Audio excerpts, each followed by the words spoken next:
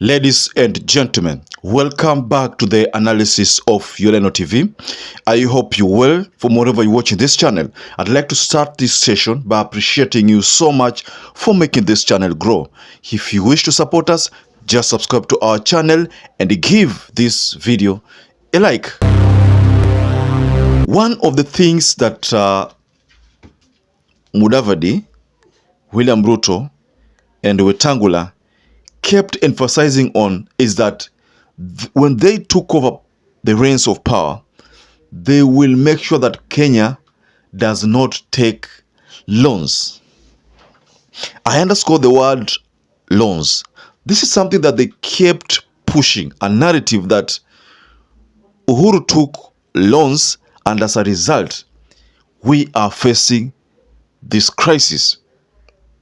So in an article I stumbled upon where William RUTO was standing there with the IMF representative, and the title was IMF increases Kenya's loan limit by 98 billion following successful sixth review.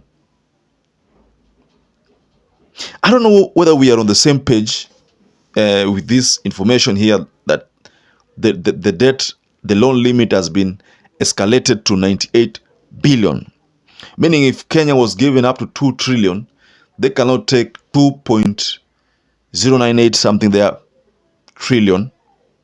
And normally, a normal human being, just take for example, if you used to be given up to 1 million, and then the bank says that you can now access up to 1.5 million, that means your loan limit has been increased to 0.5, an extra 0.5.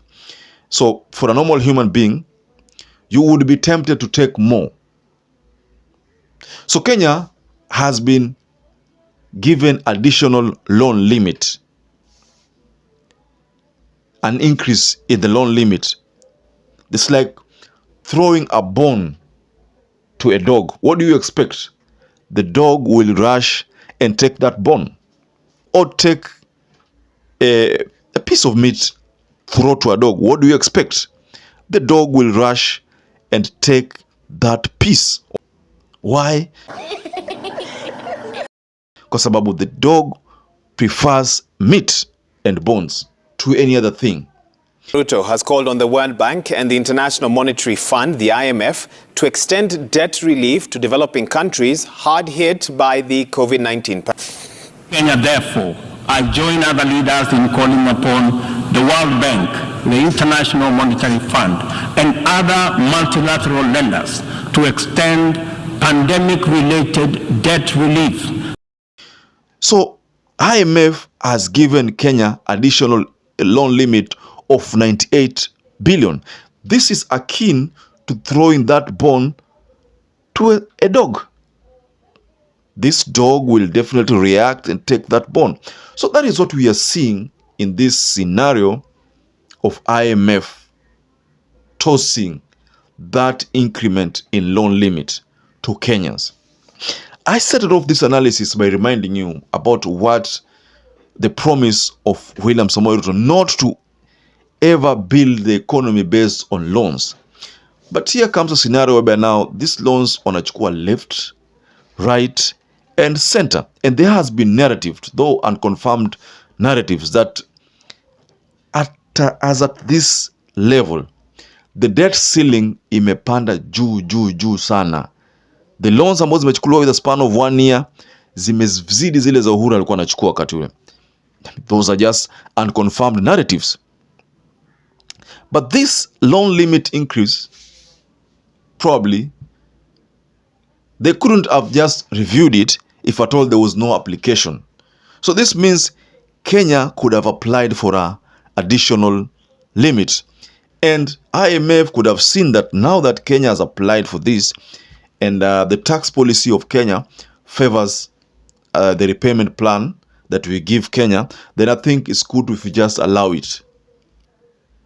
That's why sometimes back, and I think for those people who've been doing so much, a lot of research on IMF, International Monetary Fund body, you definitely know that IMF always prefers countries whose tax policies zinaumiza wananchi.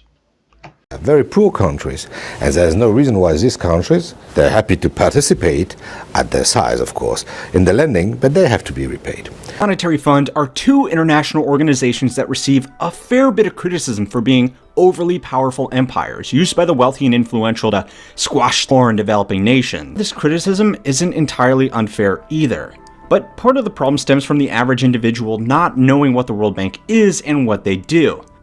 Going by the history, zile nchi ambazo unapata kwamba wananchi wanaumia, utapata IMF wanasifu hizo nchi. That is always been the way it is. Ukipata wananchi wanalia sana, kama vile kwa mfano sasa Kenya, si Kenya watu wanalia. Watu wanalia.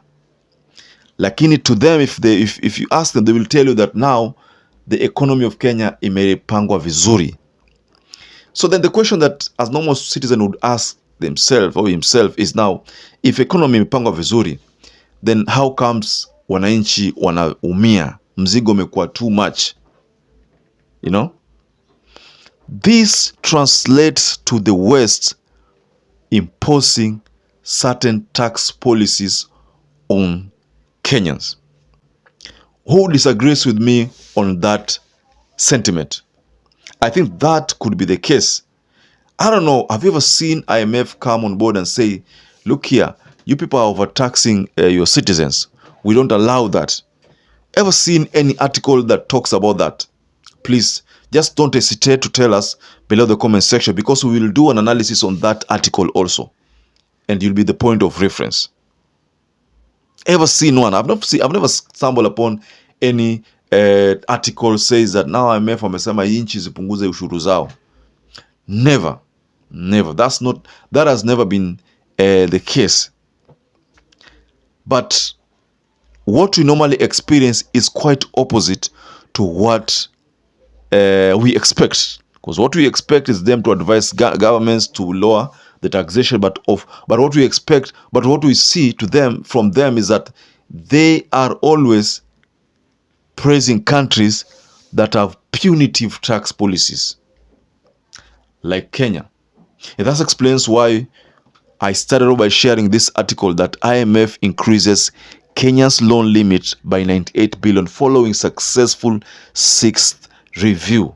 And any review means there must be an application to have that loan limit increased. Ladies and gentlemen, I don't have much to say regarding what IMF policies are, but what we know right now is that Uganda is not being favored by World Bank and IMF. And we did an analysis on this. And we also talked about Uganda's choice to now stop transacting with Kenya on the issue of oil. And this is now something that is available almost everywhere. And the information is now, I think if you go online, just type anything Uganda, Tanzania, oil deal, utapata kwamba Uganda wamesema kwamba wamenawa ile kufanya kazi na Kenya matters of oil wamenawa. Na kwa nini wanasema kwamba kuna middlemen wengi? Whereas we are told this issues of oil ni G to G.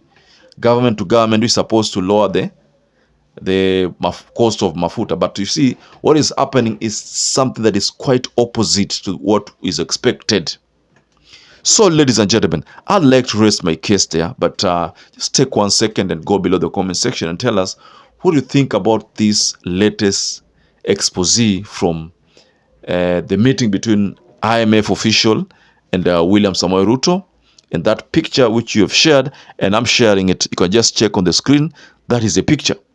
Now, to those people who have not subscribed to our channel, I'd like to kindly request you to subscribe to this channel and give this video a like. And to those who have supported us by either subscribing or sharing or liking our videos, I want to say here that I'm forever grateful for that support, because without that support, this channel cannot grow. So until we catch up again, please stay safe and stay blessed.